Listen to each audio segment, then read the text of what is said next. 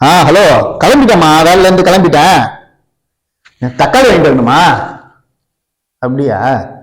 சரி, கடை பக்கத்துல தான் இருக்கேன், வாங்கிட்டு வரேன். வை.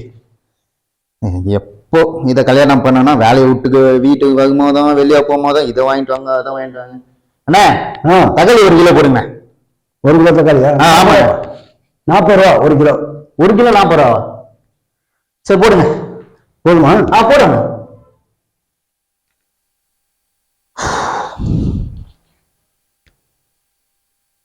அண்ணா, 35 ரூபா இருக்கு. 5 ரூபா வந்து தரேன். இல்ல, 1 கிலோ 40 ரூபா தான். பக்கத்துல தானே, வந்து தரேன். என்னங்க பிடிங்க? 35 ரூபா. இல்லப்பா, தக்காளி டிமாண்டு 5 ரூபா குறைக்க முடியாது.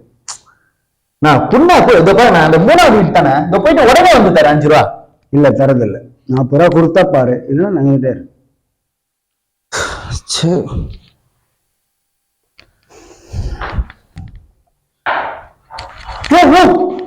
ஏன் பண்ற? தக்காளி போட்டின்னு இருக்கா? வியாபாரமே ஆகல, கொட்டாம என்ன பண்றாரு? வரம் போறவன் எல்லாம் இது மாதிரி ஒரு ரூபாய் கம்மி பண்ண மாட்டாரு. போறவன் ஒத்தனை யாரும் இது கூட கொடுக்க மாட்டாருண்ணா. ஒரு 5 ரூபா தானே கம்மியா கேட்டேன். 3வது வீடு எடுத்து வந்து தரேன். இப்படி கொட்டு. வியாபாரமே அவளுக்கு வெறுப்புல இருக்க.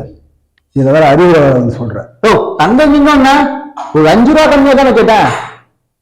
ஒரு 5 ரூபா கம்மியா கொடுத்தா நானும் வாங்கிட்டு போயிருப்பேன், உனக்கும் நஷ்டமா இருக்காது. இதுனா மல்லிகை பொருளையா? தொங்க விட்டு அத்தனை நாள் வித்துக்கானு எல்லாம் அழுகி போற பொருள். இன்னைக்கு விற்கலன்னா நாளைக்கு வேஸ்ட். ஒரு 5 ரூபா கம்மியா கொடுத்துருந்தா, கம்மியா கூட நான் கேட்கல, போயிட்டு வந்து 5 ரூபா தரேன், அதுவும் கொடுக்கல. நீ இந்த மாதிரி ஏன் இந்த மாதிரி இருக்கீங்க? கொஞ்சமாச்சும் மனிதாபிமானத்தோட இருங்க. ஒரு 4 பேர் குத்து உதவுனா தானே. வேஸ்ட் பண்ணாலும் பண்ணுன்றீங்க, ஆனா ஒரு கம்மியான ரேட்டுக்கு யாருக்கும் கொடுக்க மாட்டேன்றீங்க. உங்களெல்லாம் நான் தான் சொல்றதுன்னு தெரியல. தப்பு வேண்டாம், கொடுத்துருக்கலாம். இப்ப யோசிச்சு, அது முன்னாடியே யோசிச்சிருக்கோம்.